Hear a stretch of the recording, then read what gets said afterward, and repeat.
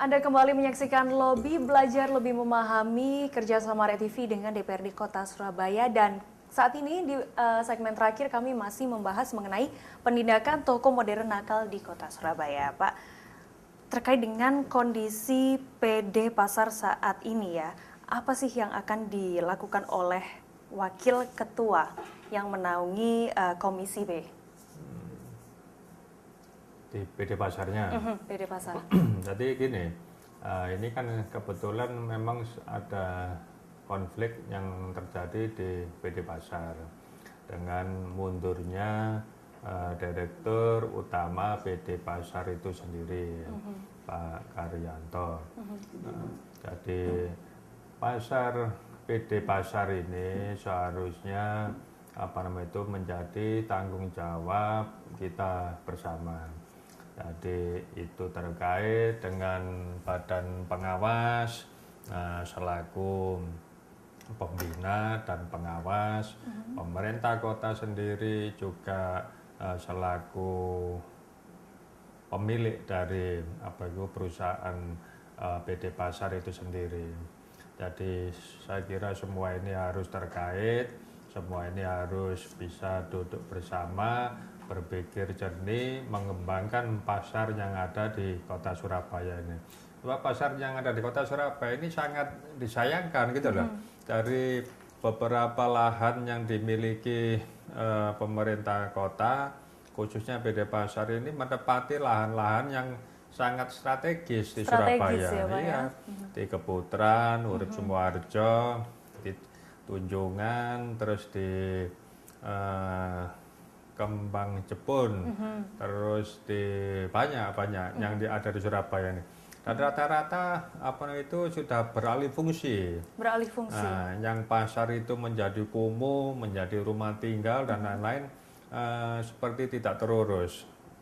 Pasar yang juga sekarang ini sudah didirikan secara mega oleh pemerintah kota, oleh PD Pasar, seperti contoh kayak pasar di Kapas Kerampung, itu sudah berdiri mega dari ada berapa ya, kurang lebih 1.000 lebih setan hampir 2.000, itu sekarang mati. Jadi di lantai 2 itu dari sekian ratus setan itu kita sudah pernah tinjau ke sana. Itu hanya 2 toko yang buka. Hanya beberapa aja? Iya, hanya 2 dari aja ya, 600 tan lebih yang ada di lantai 2, itu hanya buka 2 toko. Nah, hanya buka 2 toko, saya kira itu adalah yang tadi saya katakan, tanggung jawab kita semua untuk menghidupkan kembali. Jadi kasihan para pedagang yang pedagang kecil itu. Menghidupkannya itu seperti apa, Pak, kira-kira? Ya, jadi pemerintah kota, khususnya PD Pasar itu, ya harus bisa membaca apa kemauan dari pedagang, apa kemauan dari si calon pembeli. Jadi kalau dari pembeli itu sendiri datang ke pasar itu dengan nyaman, kemudian barang yang dijual itu juga layak, atau barang yang dijual itu juga harganya bagus, kemudian ya perlu ada kajian-kajian, saya kira yang seperti itulah. Jadi untuk menarik minat para konsumen, pengunjung untuk konsumen untuk datang lebih nyaman. Saya di pasar Kapas Kerampung itu contoh, kalau saya lihat yang di lantai dasar itu rame ya? Ya, karena campur dengan pasar basah yang di lantai dasar itu. Nah, sedang yang lantai atasnya, yang di lantai 2 itu sangat sepi, karena kalau saya lihat itu akses masuk jalannya itu yang tidak bagus. Jadi seharusnya dari di tengah mall itu sendiri, itu ada akses masuk dari yang pasar yang di lantai dasar, itu langsung bisa mengakses ke lantai atas yang ada di tengah. Nah, kalau yang kondisi sekarang ini kan enggak, dari depan, dari belakang. Nah, dari luar itu depan belakang ya, Pak? Iya, jadi dari luar apa itu dari pinggir jalan ya, dari luar tampak gedung depan itu aksesnya masuk dari situ. Kemudian dari belakang itu kecil.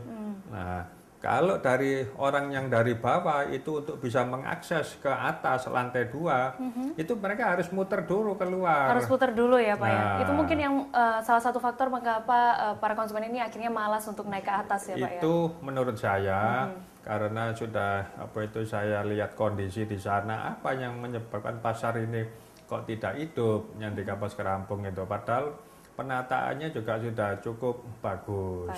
Baik. Pak, terakhir nih ya, pesan Anda untuk Pemkot dan juga para pelaku toko modern yang nantinya mungkin ingin mendirikan toko modern, pesan Bapak untuk mereka seperti apa Pak? Ya, pesan kami khususnya dari anggota DPRD Kota Surabaya yang membidangi perekonomian maupun yang membidangi perizinan, ya Komisi A dan Komisi B, kita minta kepada pelaku-pelaku usaha untuk sebelum melakukan usaha yang di bidang toko modern itu ya harus mengantongi izin dulu. Dari awal mereka harus melakukan pengurusan. Kalau memang ada kesulitan di dalam pengurusan itu, ya monggo kita DPRD Surabaya siap untuk membantu dan kita siap membackup. Siap membantu dan membackup ya Pak membantu dan siap membackup. Asal perizinan, surat-surat, legalitas segala macam itu sudah terpenuhi. Diurus ya, sudah terpenuhi. Terima kasih Bapak Haji Darmawan atas waktunya.